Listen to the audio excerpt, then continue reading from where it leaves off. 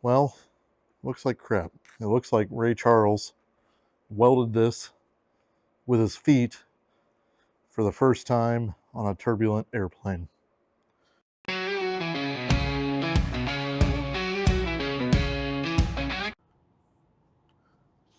How's everybody doing? This one's definitely going to be weird. And it's going to feel a little bit rushed. But my sister-in-law, she helps out my wife quite a bit around the house, drives hour and a half to come out and see us. She'll hang out throughout the weekend. And let's face it, we basically put her in a corner and say, get to work when she's here. Not entirely, but she does help out a lot. She gave me a project, and it's 4 days before Christmas. Her family meets on Christmas Eve, and all she really wants is a small anvil. She calls it an anvil, but really it's a railroad tie. But she makes jewelry. She does a lot of metal work for jewelry. And she wants to clean the rust off of this. For Christmas and for helping us out, we're going to do better than that. You see here, this thing was made with a blowtorch. It's really rough cut. Up underneath there is all jagged and everything. And we're going to derust it. Don't get me wrong. We're going to use the same stuff that we just did in the last video for my vise. We're going to stick it in that bucket. We're going to let it sit there for 12 hours or 24 hours. Then we're going to take the grinder. We're going to clean up all these rough cuts. We're going to make all these edges smooth. We're going to take the welder, go ahead and weld up all these gaps inside here, make that smooth again. This cone that they've cut out of here needs a little bit of buildup on there too. We're going to do that with the welder. We're going to make this more anvil shaped. We're also going to give her a nice flat surface to work off of up here. And then we're going to paint it. We're going to give it back to her. She helps us a lot. She deserves that. And yeah.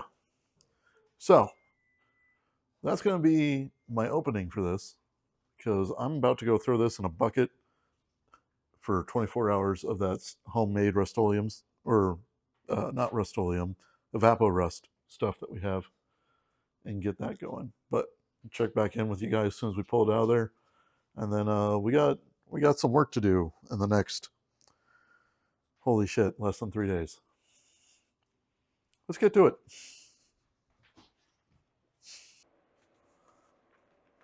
Hi, Loki. It hasn't quite been 24 hours yet. But, like I said, I'm on a bit of a time crunch. I need to get this done. Not going to freak out. But sense of urgency did come over me when I looked at what the date was, which is the 22nd. And this needs to be wrapped and given to my sister-in-law by the afternoon of the 24th. That's it's quite a bit closer than I normally run my projects. So you guys know, I sort of just take my projects as they come, work on things as they come. So I'm going to go ahead, get sawdust in the face, and take my huge tub of towels here and pull this anvil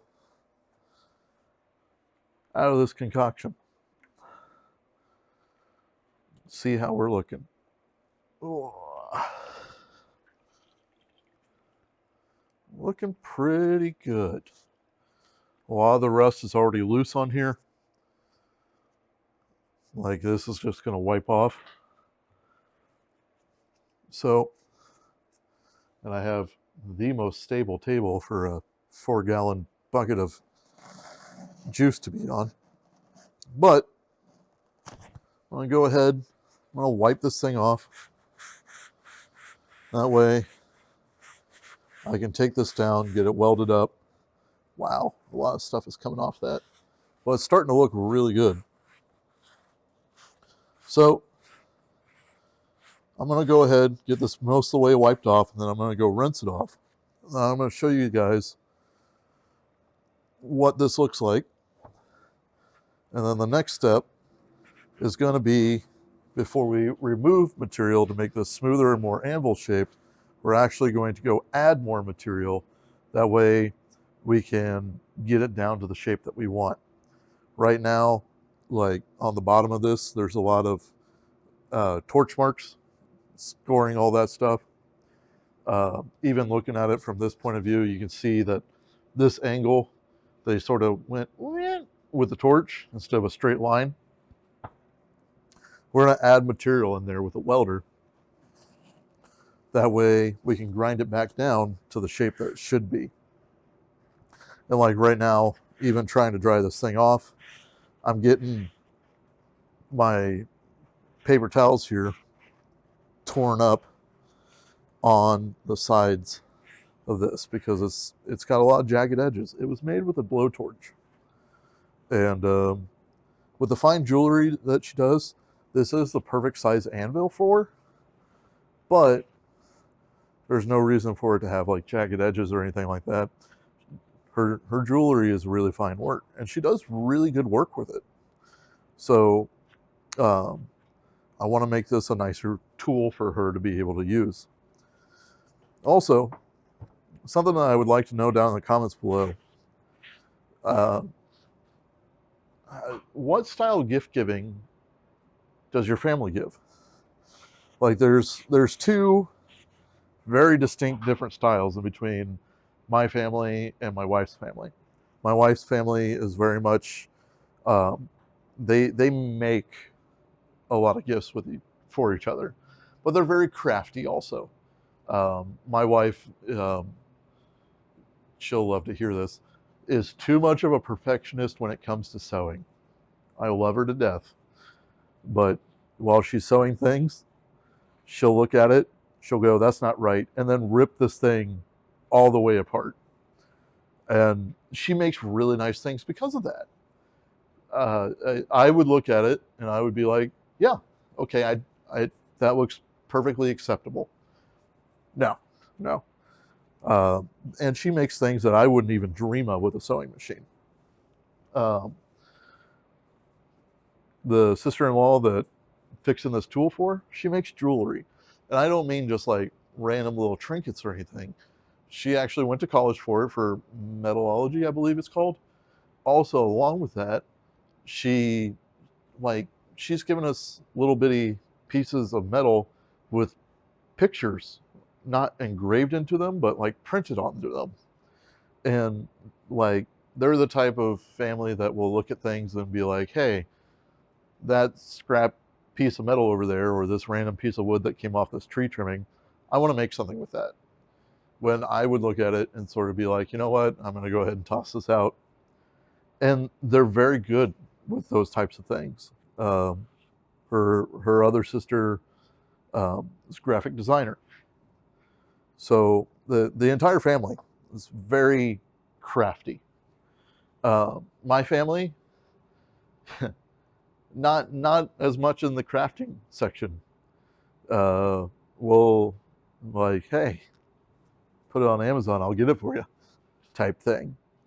So comment down below, what does your family like to do for those types of gift giving? My mom's side of the family, like my grandma and grandpa, my grandpa was a very good artist, my mom's a very good artist.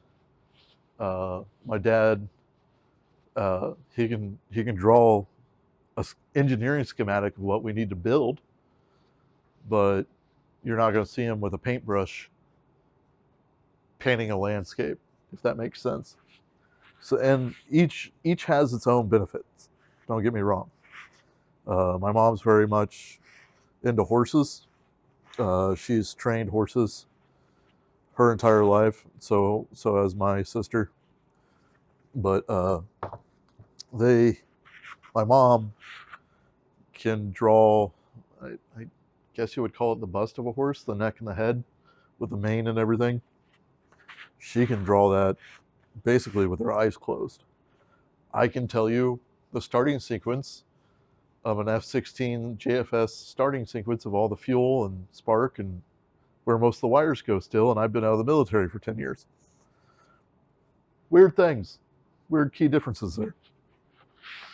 But this is a sister-in-law that might be watching this video. I'm not artsy and crafty. I can make things though. So this is my tribute to doing that. So after wiping that off, got a majority of the rust off of this thing to the point that I can sit here and actually have some usable material to work with. Like I said again, we're going to take the welder in. We're going to fill in this section. We're going to fill in a little bit of this curve here where they might have just went with it. And basically, we're going to get the grinder out and make this nicer. Edges, like this edge right here, I was catching my glove right now. We'll get those taken care of. We're gonna make this nicer. It's already usable right now, don't get me wrong, but we're gonna make it nicer. So next shot for you guys is a short time lapse over at my dad's house. I'm gonna go over there, use his welder, and use it in the most artistic way I have ever welded. Didn't think that would be on my 2025 bingo card either. But get that going. By the way, if you haven't seen the video for this concoction, evaporust, getting a bucket like this is almost getting up to the price of $200 these days. I made this concoction for less than $40, and it's obviously working. But this Anvil, if I wasn't in such a rush, could have probably put it in there for the full 24 hours and got even more of it off of there. But it's the same thing with evaporust. It takes time to get things all the way de-rustified. But let's go ahead, get that all set up, make sure that this lid's on here well. But yeah, if you haven't seen this video, I would suggest it.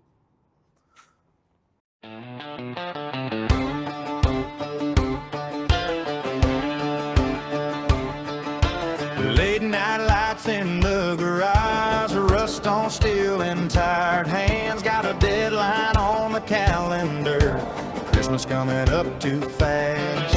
Dropped it in a bucket of hope, watched the bubbles start to rise. Old tools getting one more chance, just need a little time. We grind it down, we build it back, turn rough edges into something flat. Not chasing perfect, just chasing right, making something good. We got this thing all welded up.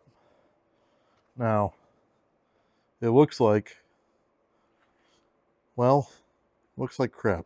It looks like Ray Charles welded this with his feet for the first time on a turbulent airplane.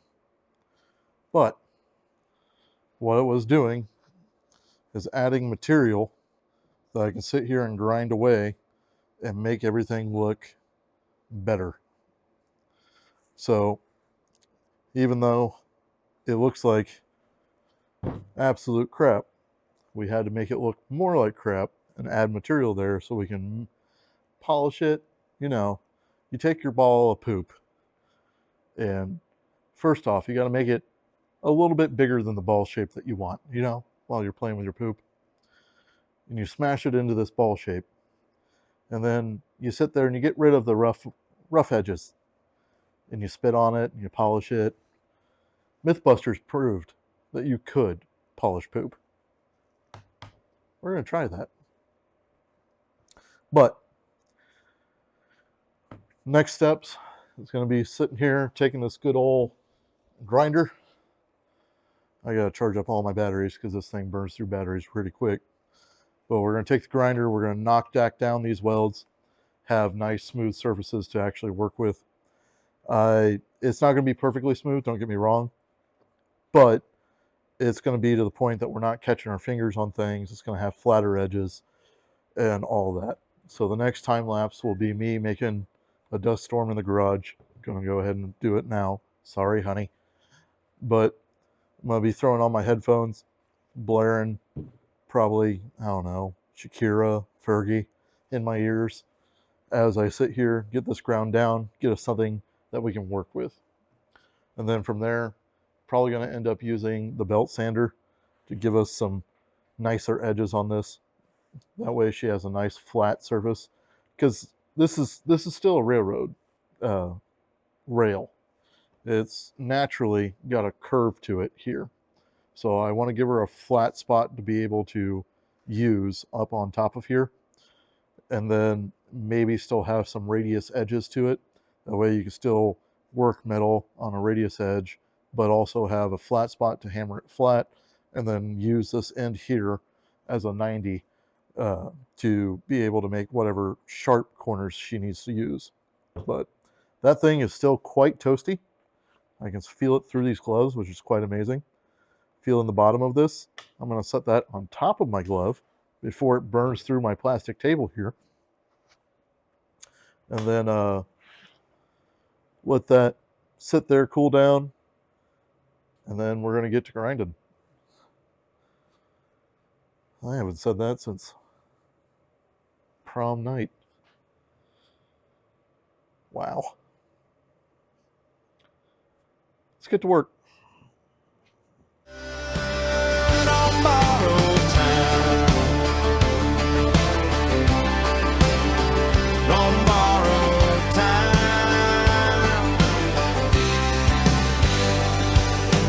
Weld it up, smooth it out, dust in the air, sparks on the ground. Hands get sore, but the heart feels right when you build something meant to last.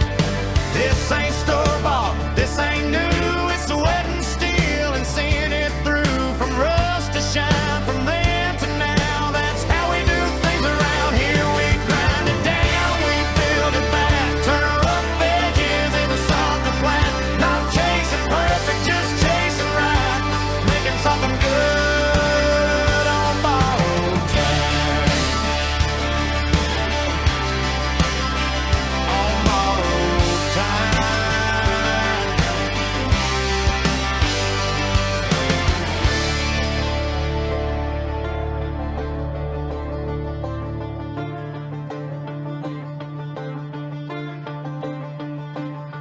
We grind it down, we build it back, turn rough edges into something flat. Not chasing perfect, just chasing right, making something good on borrowed time.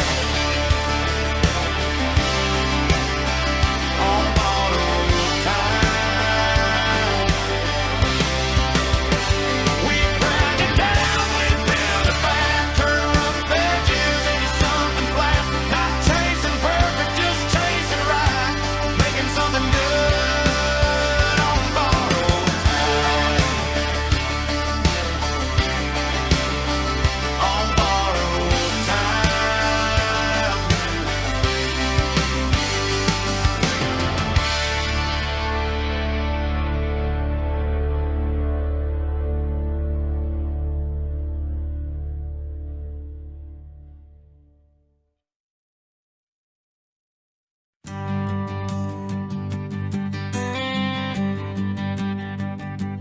Rust on steel, time on the clock.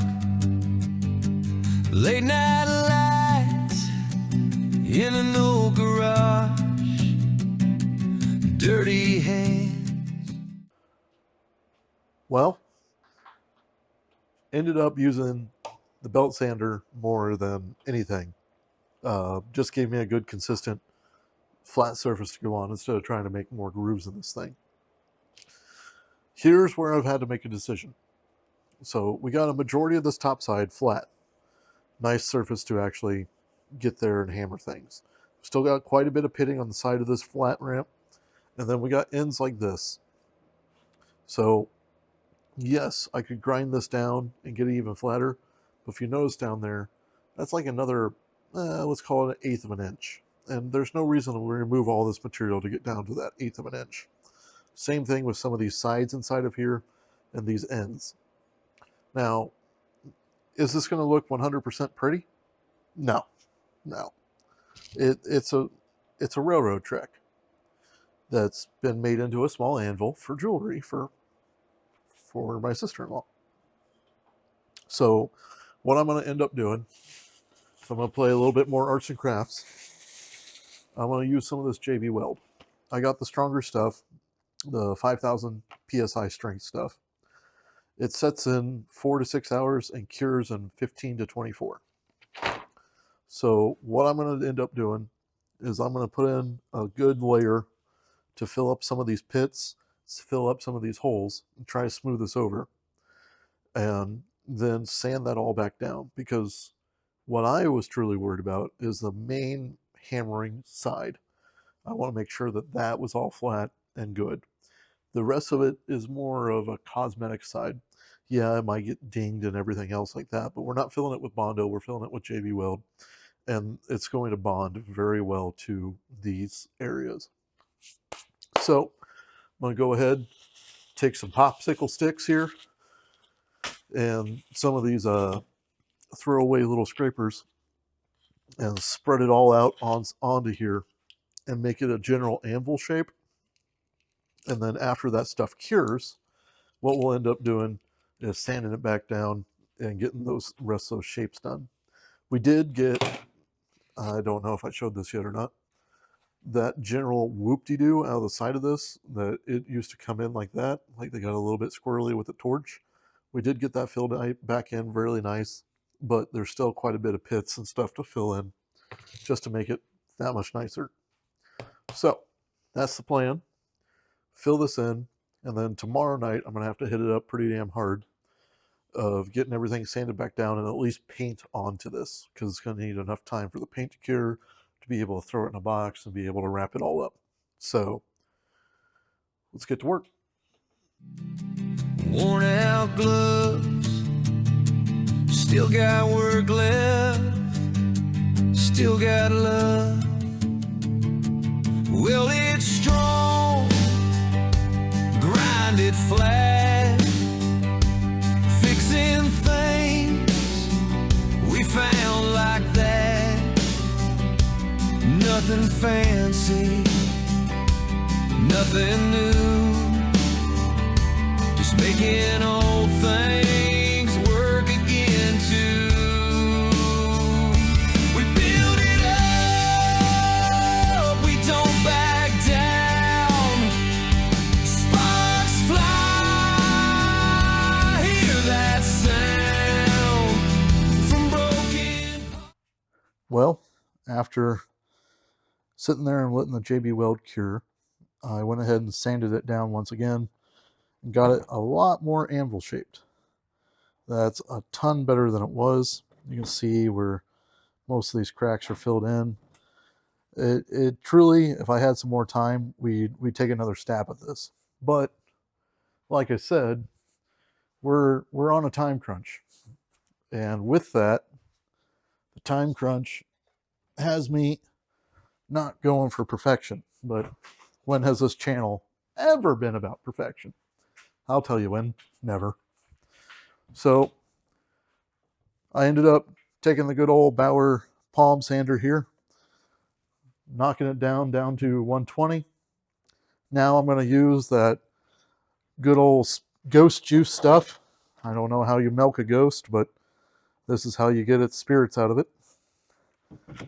And I'm going to wipe this thing down.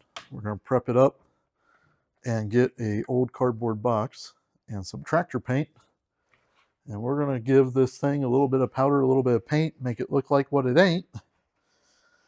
And be letting that cure basically overnight, because tractor paint does take forever to cure, and given us a good present to give. But wow, like even just feeling this compared to what it originally felt like, this is so much smoother.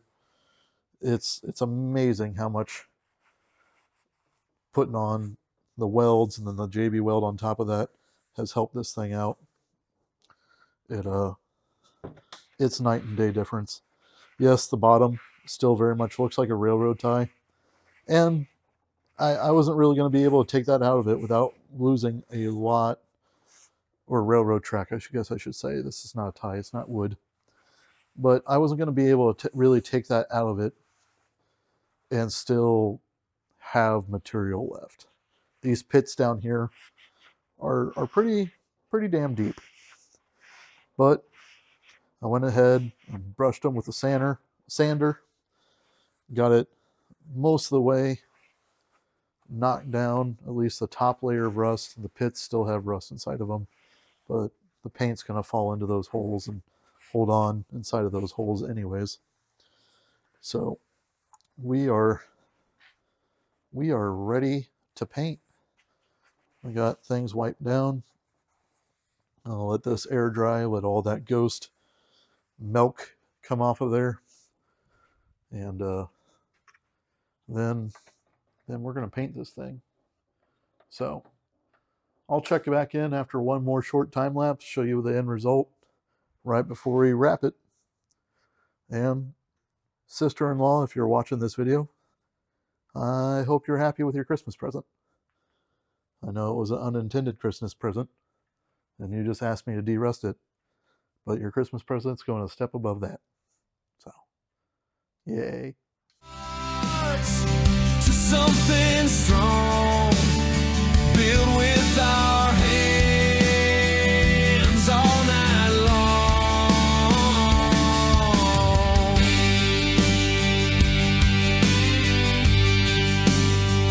Holiday. All right. Well,